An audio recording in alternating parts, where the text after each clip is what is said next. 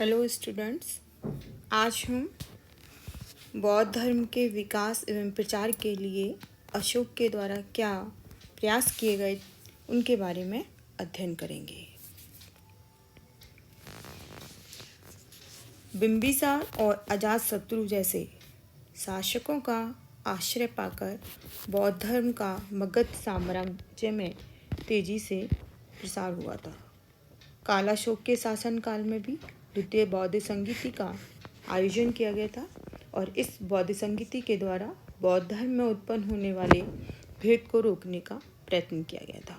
पहली बौद्ध संगीति अजातशत्रु के काल में हुई थी और द्वितीय बौद्ध संगीति कालाशोक के काल में हुई थी। लेकिन बाद में नंदों ने बौद्ध धर्म के स्थान पर जैन धर्म को अधिक आश्रय दिया तथा चंद्रगुप्त मौर्य और बिंदुसार दोनों भी बौद्ध धर्म के अनुयायी नहीं थे।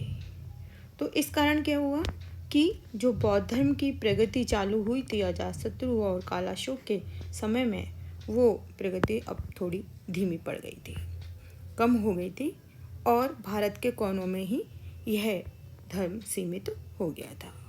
लेकिन अशोक के समय में इस बौद्ध धर्म ने न केवल भारत में ही अपितु भारत से बाहर भी यह धर्म का प्रचार प्रसार हुआ। एक शासक के रूप में उदार और सहिष्णु विचारधारा रखते हुए भी अशोक ने तन मन धन और पूरे अपनी मेहनत से या अपनी पूरी लगन से बौद्ध धर्म को चारों ओर फैलाया। बौद्ध धर्म की उन्नति में उसने विशेष रुचि ली। इसके प्रचार प्रसार के लिए उसने अनेक महत्वपूर्ण कार्य किए। बौद्ध धर्म स्वीकार करने के पश्चात अशोक ने बहुत ही उत्साह से और रुचिपूर्वक बौद्ध धर्म के उत्थान, विकास और प्रचार के लिए अनेक जो प्रयास किए थे वो निम्नलिखित हैं। तो सबसे पहला जो आता है उसका बौद्ध धार्मिक स्थलों की यात्रा है। प्राचीन काल में शासक विहार यात्राएं करते थे जिनमें शिकार आदि मनोरंजन उनके प्रमुख होते थे। तो अशोक ने इन विहार यात्राओं के बंद कर दिया और उनके स्थान पर उसने धर्म यात्राएं प्रारंभ की। साम्राज्य और राज्य के प्रमुख अधिकारी धर्म प्रचार हेतु धर्म यात्राएं करते थे। ब्राह्मण, श्रमणों तथा अन्य लोगों से वार्तालाप करते, उन्हें दान देते थे और इससे बौद्ध धर्म के प्रचार प्रसार में सहायता ही नहीं मिली, बल्कि अशोक और उसके राजा अधिकारियों का जनता से प्रत्यक्ष संबंध स्थापित होने में भी सहायता मिली। उसने जो धर्म यात्राएं प्रारंभ की थी, उन धर्म यात्राओं में उसके 3 मुख्य रूप से जो यात्रा की गई थी वो बुद्ध के जीवन से संबंधित उसने महत्वपूर्ण यात्राएं की थी। जो महत्वपूर्ण स्थान थे बुद्ध के, जो महत्वपूर्ण स्थान है उनमें है संबोधि यानी कि जहाँ महात्मा बुद्ध को ज्ञान की प्राप्ति हुई थी, गया, लुम्बिनी, कपिलवस्तु, जहाँ महात्मा बुद्ध का जो जन्म स्थान, उनकी जो जन्मस्थली थी, इनका यहाँ गणराज्य था ये मुख्य रूप से। श्रावस्ती जन्म तो उनका लुम्बिनी नामक स्थान पर हुआ था। कुशीनगर जहाँ उनको मोक्ष की प्राप्ति हुई थी, जहाँ उनका परिनिर्वाण हुआ था। तो उन स्थानों की उसने यात्राएं की थी। उसके अलावा उसने 8वें जो शिलालेख है उसने उसका उद्देश्य बताया कि जो धर्म यात्राएं थी उनके 3 प्रमुख विशेषताएं थी। ब्राह्मणों और श्रमणों के दर्शन करना, उन्हें दान देना, उनको स्वर्ण देना, जनपदों के मनुष्यों के दर्शन करना, उनके साथ वार्तालाप करना, उनके प्रश्नों के उत्तर देना। तो इस प्रकार उसने प्रत्यक्ष रूप से जनता की भावना को बौद्ध धर्म के अनुकूल बनाने का प्रयास किया। दूसरा आता है सैनिक विजयों का परित्याग। कलिंग युद्ध के बाद युद्ध ने जो अशोक है उसने हमेशा के लिए युद्ध को छोड़ दिया। युद्ध विजय के स्थान पर उसने धम्म विजय को अपना लिया था और उसने 13वें शिलालेख से प्रकट होता है कि उसने सैनिक विजयों के स्थान पर धर्म विजय का निश्चय कर लिया था। उसके 4थे शिलालेख से ज्ञात होता है कि उसने वेहरी घोष के स्थान पर धर्म घोष अपना लिया था। वेहरी घोष यानी युद्ध घोष। तो इस प्रकार कलिंग युद्ध के बाद जब अशोक का जो हृदय परिवर्तन हुआ और उसने जो बौद्ध धर्म ग्रहण किया, उसके बाद उसमें इतना अधिक परिवर्तन आया कि कि उसकी जनता का भी उसके प्रति अधिक झुकाव हो गया और उसने सैनिक विजयों का परित्याग करने की नीति को पूरी तरह अपना लिया और अपने आप को उसने बौद्ध धर्म के प्रचार प्रसार में पूरी तरह से समर्पित कर दिया। तीसरा है हिंसा का निषेध। अशोक ने अपनी जनता का मार्गदर्शन करने के लिए विशाल साम्राज्य की अतुल संपत्ति जो समृद्धि था उसको परित्याग करके एक भिक्षु के समान जीवन व्यतीत करना स्वीकार किया और बौद्ध धर्म स्वीकार करने के पश्चात उसने अहिंसा को अपना मूल मंत्र बना लिया। हिंसा करते से अहिंसा को मूल मंत्र बना लिया, यानी उसने अपने व्यक्तिगत जीवन में भी परिवर्तन किया। यद्यपि उसे इस कार्य में समय लगा क्योंकि पहले जो प्रजा है उसमें यज्ञादि में पशु बलि, खान पान में मांसाहारिता इसका अत्यधिक प्रचलन था। तो उसने अपनी जो जीवन आदर्श है उसके द्वारा उसको रोकने का प्रयत्न किया। पहले वह स्वयं हिरण और मोर के मांस खाने में रुचि रखता था। उसकी पाकशाला में पशुओं का वध होता था, लेकिन उसने बाद में इन पर प्रतिबंध लगाया। शुरू में तो तीन का ही वध होता था, लेकिन बाद में धीरे धीरे उसने जो पशु हत्या है और मांसाहारी भोजन है उसको उसने पूरी तरह से त्याग दिया। तो इस प्रकार उसने साथ में उसने अब अपने पशु वध को एक दंडनीय अपराध घोषित कर दिया। एंड में उसने क्या किया, पशु वध को दंडनीय अपराध, यानी पूरी तरह से अब पशुवध पर रोक लगा दी गई।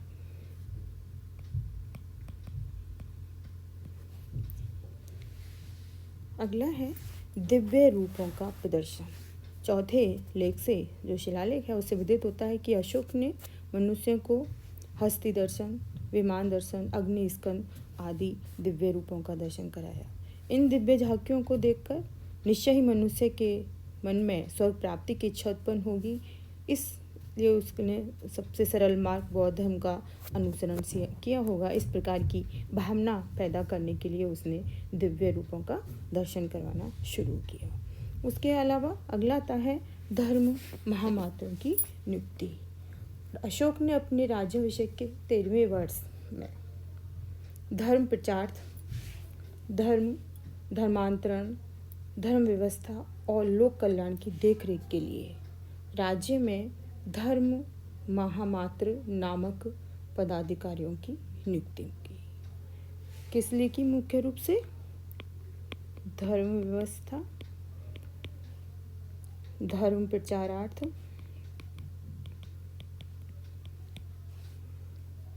और धर्मांतर प्रचार प्रसार, इसके लिए उसने किसकी नियुक्ति की? इन धर्म महामात्रों की उसने नियुक्ति की। इससे क्या हुआ, उसको धर्म प्रचार प्रसार में काफ़ी सहायता मिली। इनसे धर्म अनुशासन भी स्थापित हुआ जो कि अशोक के राज्य आदर्श का आधार सिद्ध हुआ। अपने धर्म को लोगों की जानकारी के लिए प्रकाशित कर राजा अधिकारियों को इनके प्रचारार्थ आदेश दिए गए, यानी कि धर्म के बारे में लोगों को जानने के लिए भी इन अधिकारियों को नियुक्त किया गया। अशोक ने राजकों, प्रादेशिकों और युक्तों के लिए नियम बनाया कि वो प्रत्येक 5वें वर्ष राज्य का दौरा कर अपने दैनिक कार्यों के अतिरिक्त लोगों को धर्म अनुशासन का ज्ञान दिया करे।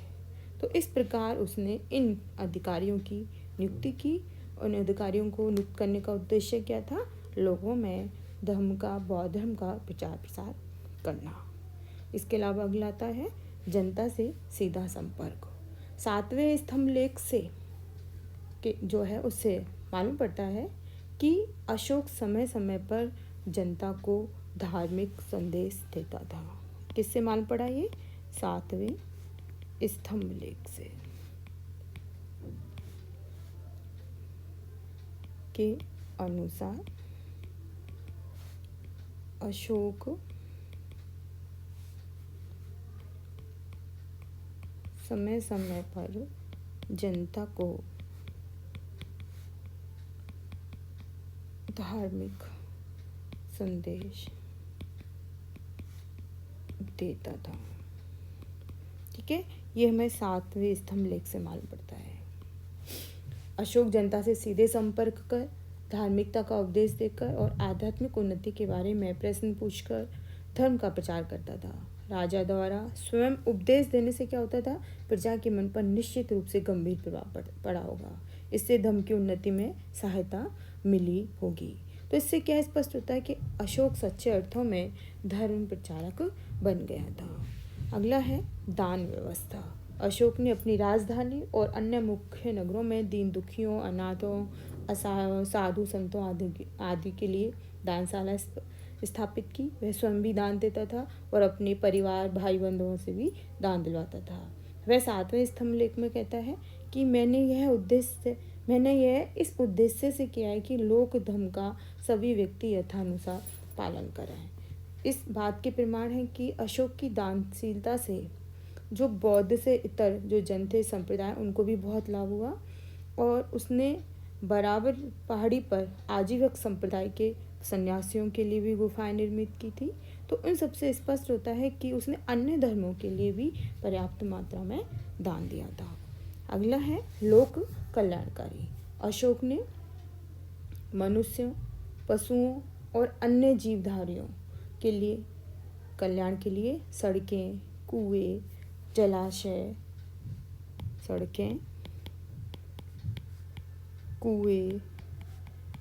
जलाशय, धर्मशालाएं,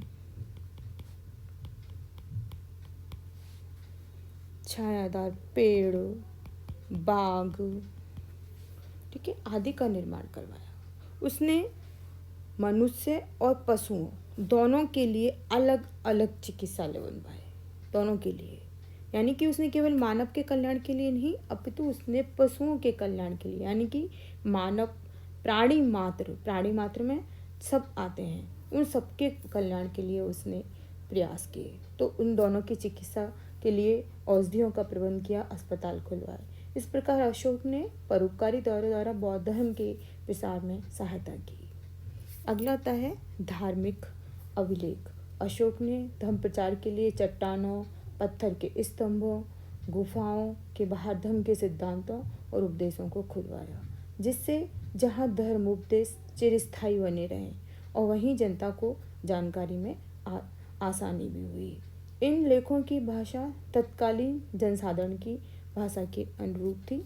इससे जनसाधारण को अशोक के जो विचार थे उनको समझने और पालन करने में सहयोग मिला। अगला आता है पाली भाषा का प्रयोग। धर्म के प्रचार और प्रसार के लिए अशोक ने महात्मा बुद्ध की भांति उसने महात्मा बुद्ध की परंपरा को जारी रखा और उसके अनुसार ही उसने जनसाधारण की जो भाषा थी पाली भाषा, संस्कृत के स्थान पर पाली भाषा का प्रयोग किया और पाली भाषा उसने अपने जो अभिलेख थे उन पर भी पाली भाषा को लिखवाया ताकि जनसाधारण उसके सिद्धांतों को समझ सके। अगला आता है स्तूपों एवं विहारों का निर्माण। अशोक ने बौद्ध धर्म के संरक्षक के रूप में कई स्थानों पर स्तूप और विहारों का निर्माण करवाया। यहाँ अनेक बौद्ध भिक्षु निवास करते थे, धर्म उपदेश देते थे और धर्म का प्रचार प्रसार करते थे। उसके अतिरिक्त तृतीय बौद्ध संगीति का आयोजन। अशोक के शासन काल तक बौद्ध धर्म में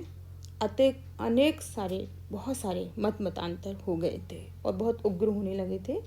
इसलिए उसने आचार्य मोगलीपुत्र तिस्स की अध्यक्षता में तृतीय बौद्ध संगीति का आयोजन किया। यह बौद्ध संगीति पाटलिपुत्र में हुई थी, लगभग 9 मास तक चली थी। इसमें धर्म संबंधी सभी विवादग्रस्त जो विषय थे उन पर खुलकर विचार विमर्श हुआ और अंततः मोगलीपुत्र तिस्स द्वारा कथाबत्तु नामक जो ग्रंथ है उसका संकलन किया गया और इसको सभी ने प्रमाण रूप में स्वीकार किया। इस तरह तृतीय बौद्ध संगीति द्वारा बौद्ध धर्म की बुराइयों और शिथिलताओं को समाप्त करके धर्म को नवजीवन प्रदान करने में सफलता प्राप्त हुई और अधिवेशन के अंत में मान्य धर्म को विभिन्न राज्यों में प्रचारार्थ धर्म प्रचारक भेजने का भी निश्चय किया गया। इसमें निश्चय किया गया कि अन्य राज्यों में भी बौद्ध धर्म के प्रचार प्रसार के लिए प्रचारक भेजे जाएंगे। इसके बाद अब धर्म का बहुत तीव्र गति से प्रचार प्रसार होगा। अगला है विदेशों में धर्म प्रचार प्रसार। बौद्ध संगीति के अंत में यह तय किया गया था कि जो बड़े बड़े बौद्ध भिक्षु हैं वो भारत के विभिन्न भागों और उसके बाहर जहाँ भी बौद्ध धर्म नहीं फैला है वहाँ जाएं और उसका प्रचार प्रसार करें। तो उस अनुसार कुछ जो निम्नलिखित बौद्ध जो आचार्य हैं वो भेजे गए थे। उन बौद्ध जो भेजे गए थे उनका उल्लेख सांची के नंबर 2 का जो स्तूप है उसमें जो अवशेष हैं उससे उसकी सूची प्राप्त होती है। उसमें मज्जंतिक को कश्मीर और गांधार, महादेव को मैसूर, महारक्षित को यवन राज्य, धर्मरक्षित को अपरांत, मज्जिम को हिमाचल प्रदेश, महाधर्मरक्षित को महाराष्ट्र, रक्षित को वनवासी, सोन और उत्तरा को स्वर्णभूमि तथा महेंद्र तथा समुद्रा को लंका भेजा गया था। विदेशों और भारत के विभिन्न भागों में बौद्ध धर्म के प्रचार प्रसार की जो पुष्टि है वो साहित्यिक और अभिलेखीय प्रमाणों से भी होती है।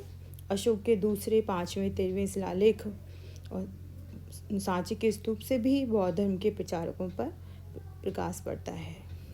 श्रीलंका में अशोक ने अपने पुत्र महेंद्र और पुत्री संमित्रा को भेजा था। अशोक ने विदेशों में धर्म प्रचार के साथ साथ जनहितकारी कार्य भी किए थे। उसने विदेशों में भी चिकित्सालय, सरकारी परोपकारी संस्थान आदि खुलवाए थे। इस कारण बौद्ध धर्म का बहुत प्रचार प्रसार हुआ। साथ ही भारतीय संस्कृति का भी विदेशों में प्रचार प्रसार हुआ। वस्तुतः अशोक ने अपने इस सभी कार्यों से बौद्ध धर्म के प्रचार और विकास में बहुत महत्वपूर्ण योगदान दिया। उसने अपने युग में इस बौद्ध धर्म को एक अंतर्राष्ट्रीय धर्म में परिवर्तित कर दिया। अब मैं आपको आगे मौर्य प्रशासन के बारे में बताऊंगी। धन्यवाद।